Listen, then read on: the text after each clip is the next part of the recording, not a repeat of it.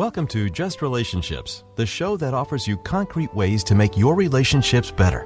Whether it's your boss, your spouse, your children, or your friends, the quality of your relationships in life directly affects how you feel about yourself and the success you achieve. Your host, Dr. Duffy Spencer, a psychotherapist, telecoach, author, and seminar leader, will interview top experts to help you learn to manage this essential part of your life. And now, here's your host, Dr. Duffy Spencer. Greetings to you. Do you have just a tad more stress than you would like? Do you get upset in this crazy world? Do you find that life seems to be passing you by? Have you noticed that life seems to be a blur? And what happened to last month? It just went by and it seemed like one day. Well, we are up against a lot of challenges in our modern world. And I am very pleased to introduce to you Carmen Rivera, who is an expert on the antidote to all the things I just said, the stress, the sense of time. Carmen Rivera, who is the Carmen, business owner of New Insights, Inc., a consultant, coach, seminar leader, and she is an expert on mindfulness. So this is the antidote, in my view, Carmen. I assume you think so too. Yes. So this term, mindfulness, has been so bandied about lately. We hear about it all the time, and yet it seems to elude most people. It's almost as if Americans just don't have the wiring to be mindful, whatever on earth that means. Okay, well, part of the problem is that we are always rushing to accomplish. As Americans, we are very goal-oriented. We're always pursuing success. And in our minds, it usually means doing more. And so we're we're in one meeting or one event, and we go through that one, getting ready for the next one and the next one, and pretty soon the whole day has gone by or a whole week has gone by, and you may not even remember what you did. Yes.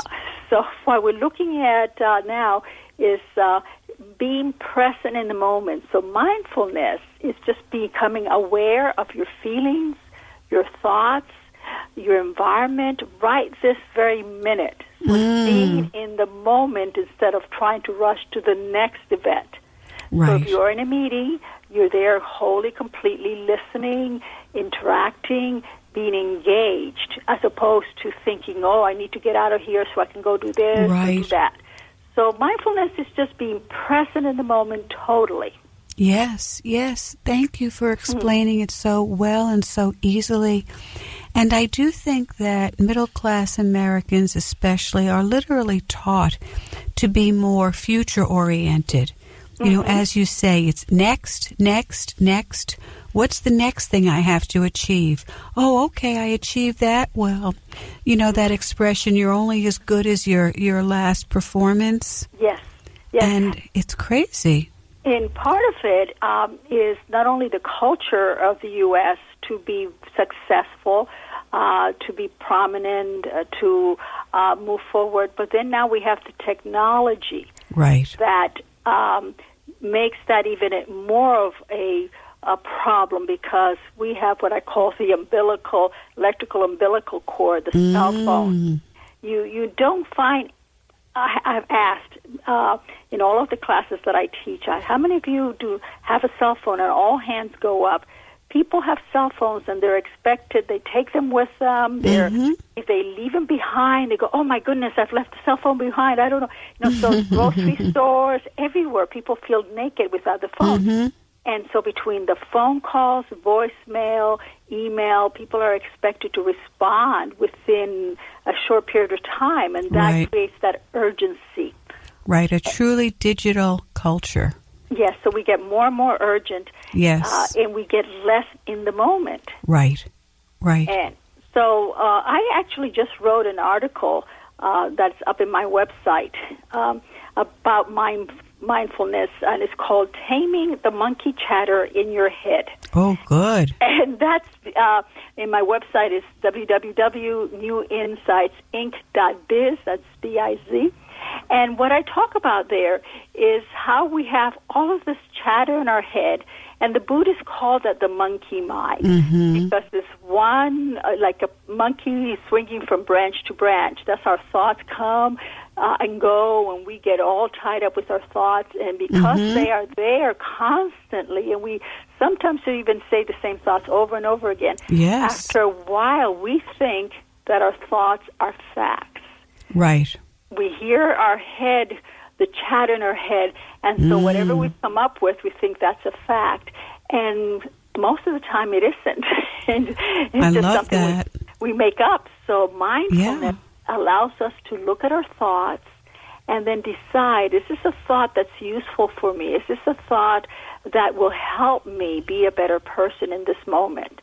And that way, you can decide, is the monkey driving me, or am I taming the monkey? Right. So mindfulness has many uses, many uses. Yes. And I like that concept that thoughts are facts, that we think they are because they're in our head and they seem so substantial, but they really, as you say, they can be made up, and people don't even know, many people don't know the difference between a real fact and an inference. And we take our inferences as if they're fact when they're really just interpretations of a situation that may or may not be true at all. Exactly. And because we like to feel that we are knowledgeable, or that we are right, or that our perception is the correct one, we end up giving these thoughts a lot of weight. And because we give them a lot of weight and we start seeing them as facts, then we start acting in ways that are not necessarily the most beneficial for relationships. Because if I believe my fact, my thought is right, and your thought is wrong, then we can create a conflict or a kind of disagreement that will damage the relationship. Yes. And that relationship could be whether it's at home or with your neighbor, in your social life, at work. At work, absolutely. Yes, and as a relationship therapist or marital therapist, I always teach my couples about it's your perception, and your partner never has to agree with your perception, but they do have to validate it. They have to understand it, and that it makes sense to you that you would have this movie in your head, this perception. And since so much of it is subjective anyway, there really isn't even a wrong or a right. Exactly. I think it's right on target that when we have our conversations, they really need to be dialogues. That means each partner needs to share their truth, but at the same time be open to the other partner's truth. What's the way they interpret the world? So really dialogues is about understanding each other, not necessarily about coming to agreement. Now, the interesting thing that happens is as we understand each other, as we take the time to listen to the other person's point of view, we may find that we may have a lot more in common than we thought so at the beginning of the conversation. Yes. So really we need to dialogue, connect, and understand that the way we see the reality that's in front of us is our interpretation, and it's just as valid as theirs, and theirs is just as valid as ours. Yeah, and it's so easy to say, isn't it, Carmen? And yet most people, when they disagree with someone, they absolutely refuse to understand them or validate them. And it's just, most people think that if I don't agree with you, I don't have to validate you. When they are two separate things, they must be separated out to have a healthy, happy relationship. Yeah, and I think that happens because we have a tendency as humans to perceive ourselves as the center of the universe. Right. And we are the world kind of revolves around us. We are the stars in our own drama or comedy. Right. And we see everybody else as supporting actors. So therefore, we have to be the right one. And but really, the other hypocritical thing that I see around this is that we have a hard time validating others, but we certainly want to be validated by others. Right.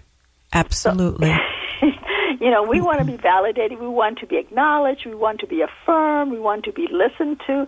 But yet, we don't do that in turn to others. So it's really a learning curve and a skill to be able to effectively listen to others.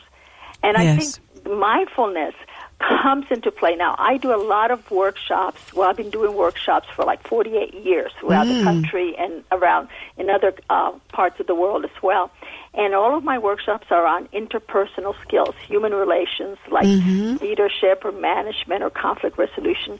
And, I find that no matter where we are, people say, oh, I know how to listen, or I know how, and they really don't. We're in our own little bubble, and when they start really working with each other and seeing things, and they recognize, oh, wow, I have something to learn here, because listening and establishing relationships is a learned skill that often is not taught at home or in school.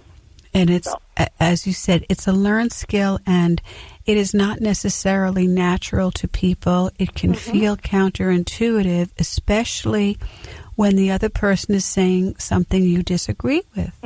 So it certainly is not the same as hearing. I can hear you biologically, but listening to you requires, as you say, mindfulness, that I am attentive and present to you. Not only what you're saying, but what are the feelings in between your words. Yeah, that's so important. How we package our words, the nonverbals, which are, of course, what we see with our eyes, the posture, the gestures, the facial expressions, anything that is picked up by the listener with the eyes. And how we package our words by our vocalizations, the tone, the volume, the speed, all of that determines how the listener is going to interpret the meaning of your words. And we don't pay attention to that. A lot of times people just look at the words and they go, well, I'm not sure what you're saying, but what happens is that they unconsciously are paying attention to the nonverbals. Right. But they don't realize they're doing that. They think they're only listening to the words. Right. And the nonverbals are so, the visual and the vocalizations, everything to do with the voice, are so powerful, and yet we do take them in unconsciously. And we don't realize, say, why we distrust one person and trust another. And, communication specialists in the field will distinguish between 88 different kinds of smiles and the eye, the way the eye shifts or the eye opens or closes. And we don't know the names of all of these things, but we feel them. Yes, and one can watch the television and news shows, and you can see the reactions of the guest speaker or the talk show host, and you can even turn the volume off, and you can tell whether the conversation is one that is in accord with each other or it's combative or what, because without listening to the words, because of the way they interact non-verbally with each other. Turn off the volume. Yeah. So I wanted to get back to your article, Carmen Rivera, and you are the owner of New Insights, one word, Inc. .biz, B-I-Z. Correct. Right, and if you go to your website, then you can find your article, Taming the Monkey Mind, and what was the other part of the title? Well, the title is, and I just published it on the 10th of May, so that was like 2 days ago, Taming the Monkey Chatter in Your Head.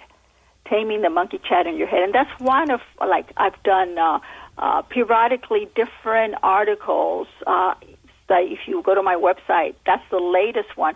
But the one I wrote before that was, what can we learn from our fear? And another one that I wrote was how to deal with stress in 5 easy steps. And another one, what's your story, which is about storytelling and how we